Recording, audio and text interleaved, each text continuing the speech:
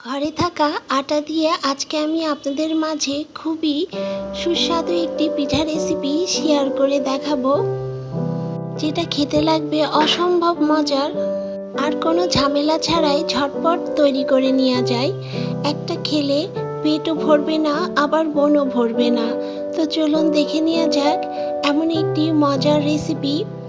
আশা করছি সবাই সাথেই থাকবেন। তো প্রথমে আমি কড়াইয়ে এক টেবিল চামচ পরিমাণ ঘি অ্যাড করে দিচ্ছি। ঘিটা দিলে খুব সুন্দর একটা ফ্লেভার আসে। আপনারা চাইলে এখানে সাদা তেলও অ্যাড করে দিতে পারেন। এখানে আমি 2 টুকরো গরম মশলা বলতে 2 টুকরো দারচিনি, 2 টুকরো এলাচ এবং 2টা তেজপাতা এভাবেই আমি অ্যাড করে দিয়েছি। এখন আমি এখানে 4 চা চামচ পরিমাণ সুজি অ্যাড করে দিচ্ছি এবং সুজিটা ঘির সাথে খুব ভালো করে একটু ভেজে নিতে হবে।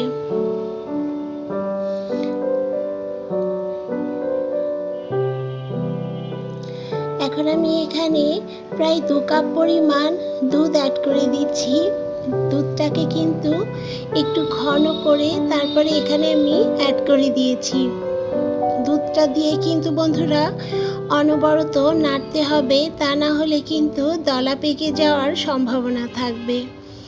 তো দেখুন বন্ধুরা, এইভাবে আমি খুব ভালো করে নেড়ে নিচ্ছি। এখন আমি এখানে হাফ বাটি পরিমাণ চিনি অ্যাড করে দিচ্ছি। চিনিটা কিন্তু আপনারা যে যার টেস্ট অনুযায়ী অ্যাড করে নেবেন। রেসিপিটা দেখতে দেখতে যারা এ পর্যন্ত এসেছেন এবং একটি লাইক দিতে ভুলে গিয়েছেন, আশা করব ছোট্ট একটি লাইক দিয়ে সাথেই থাকবেন। তো দেখুন বন্ধুরা, এখানে কিন্তু আমি অনবরত নাড়তে রয়েছি। এখন এখানে আমি 1 চিমটি পরিমাণ লবণ অ্যাড করে দিচ্ছি, কারণ মিষ্টি জাতীয় জিনিসে লবণ দিলে কিন্তু এর স্বাদটা আরও বৃদ্ধি পায়।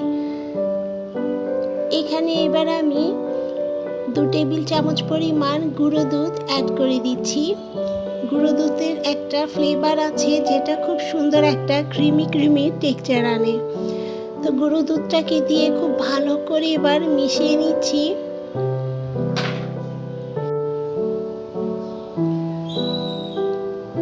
তো দেখুন বন্ধুরা, পুরটা আমার একদম প্রায় তৈরি হয়ে আসছে।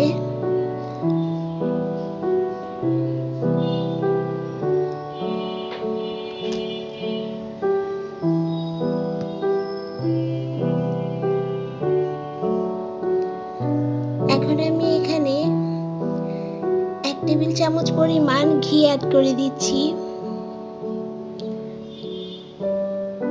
এবং এত সুন্দর একটা দুর্দান্ত পরিমাণ ফ্লেভার বের হয়েছিল বন্ধুরা, যে ফ্লেভারে পুরো ঘর একদম ময়ময় করছিল। হাতে সময় থাকলে ঝটপট এই পিঠাটা তৈরি করে দেখুন। বাসায় মেহমান আসলে ঝটপট এই পিঠাটা তৈরি করে সামনে দিবেন, সবাই কিন্তু খুব প্রশংসা করবে খেয়ে। তো দেখুন বন্ধুরা, পুরটা আমার একদম তৈরি হয়ে গিয়েছে।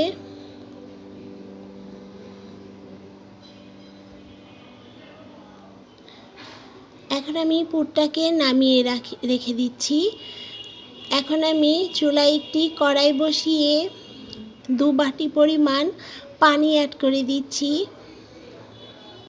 পানিটাকে দিয়ে এবার একটু ভালো করে পানিটা যখন ফুটে আসবে, তখন এখানে আমি একটু লবণ অ্যাড করে দিচ্ছি। পানিটা যখন ফুটে এসেছে, তখন এখানে আমি 1 চা চামচ পরিমাণ ঘি অ্যাড করে দিচ্ছি। এখানে আপনারা চাইলে সাদা তেলও অ্যাড করতে পারবেন। এখানে ঘি বা তেল দিলে আটাটা খুব সুন্দরভাবে মসৃণভাবে কিন্তু মথে নেওয়া যাবে এবং আটাটাও কিন্তু খুব সুন্দর পরিমাণ সফট হবে। তো দেখুন বন্ধুরা, এখানে আমি 2 কাপ পরিমাণ আটা অ্যাড করে দিয়েছি এবং আটাটাকে কিন্তু খুব ভালোভাবে মেখে নিচ্ছি, কারণ আটাটা যত সুন্দর মাখা হবে আপনার রুটিটাও কিন্তু ততটা সুন্দর হবে। তো দেখুন বন্ধুরা, আটাটা কিন্তু আমার খুব সুন্দর পরিমাণ মেখে নেওয়া হয়ে গিয়েছে। আপনারা দেখলেই বুঝতে পারবেন এটা কতটা সুন্দর পরিমাণ মেখে নেওয়া হয়েছে। এখন এটাকে কিন্তু আমি গরম থাকা অবস্থায় মথে নিচ্ছি।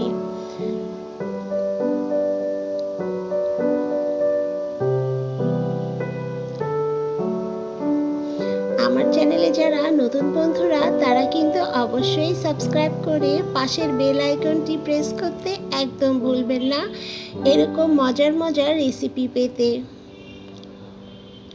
তো দেখুন বন্ধুরা, আটাটা কিন্তু আমার খুব সুন্দরভাবে স্মুথভাবে মথে নেওয়া হয়ে গিয়েছে। আপনারা দেখলেই বুঝতে পারবেন কতটা সুন্দর পরিমাণ মথে নেওয়া হয়েছে। ঘরে আটা থাকলে যে এত ঝটপট ভাবে এত সুন্দর একটা সুস্বাদু পিঠা তৈরি করে নেওয়া যায়, এটা একবার হলো আপনারা ট্রাই করার অনুরোধ রইল। তো দেখুন বন্ধুরা, এখানে আমার দুটো লেচি হয়েছে এবং এই লেচি থেকে কিন্তু আমি একটু বড় করে রুটি বেলে নিব।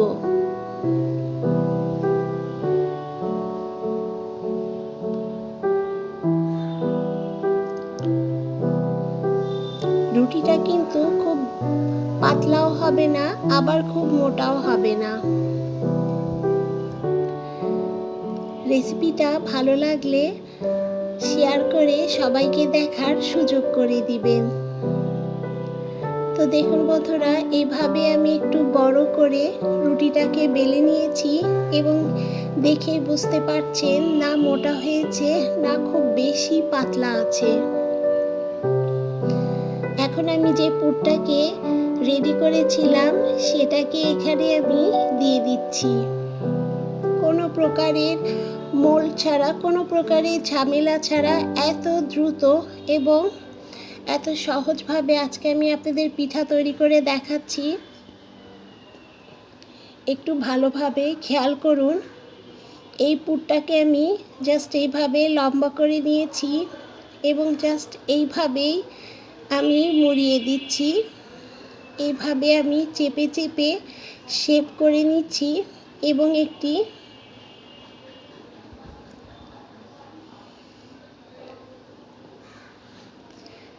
ছুরির সাহায্যে চারপাশটাকে ছাড়িয়ে নিব।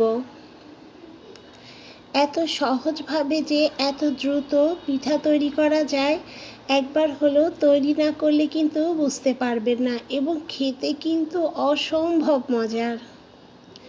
তো দেখুন বন্ধুরা, এভাবেই আমি সমস্ত পিঠাগুলাকে তৈরি করে নিব।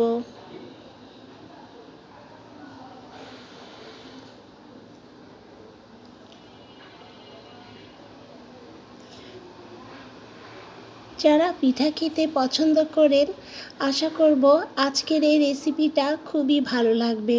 আর যারা পিঠা খেতে পছন্দ করেন না, তাদেরও এই রেসিপিটা কিন্তু খুবই অসম্ভব মজার লাগবে। এতটা সুন্দর পরিমাণ ক্রিস্পি এবং এতটা পরিমাণ সুস্বাদু। একবার হলো এভাবে তৈরি করার রিকোয়েস্ট রইল। চুলায় আমি কড়াই বসিয়ে এবার আমি পিঠাগুলাকে একটু মৃদু আঁচে লাল লাল করে ভেজে নিব।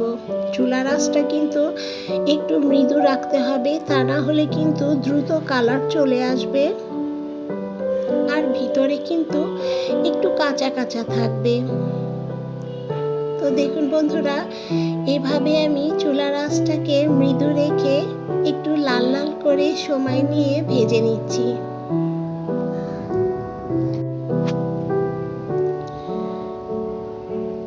এই পিঠাটা কিন্তু বাচ্চাদের টিফিনে এবং বিকালের চায়ের সাথে কিন্তু খুবই সুন্দর পরিমাণ জমে যাবে। একবার হলো ঝটপট এভাবে তৈরি করে দেখুন কতটা মজার লাগে।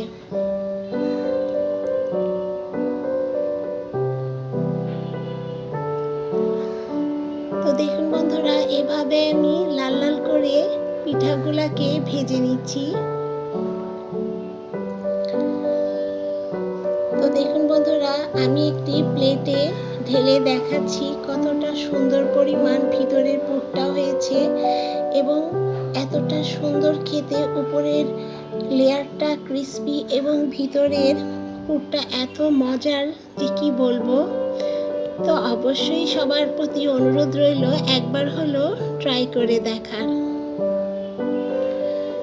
তো রেসিপিটা ভালো লাগলে অবশ্যই লাইক করবেন এবং বেশি বেশি করে শেয়ার করে সবাইকে দেখার সুযোগ করে দিবেন। তো সবাই ভালো থাকবেন, সুস্থ থাকবেন।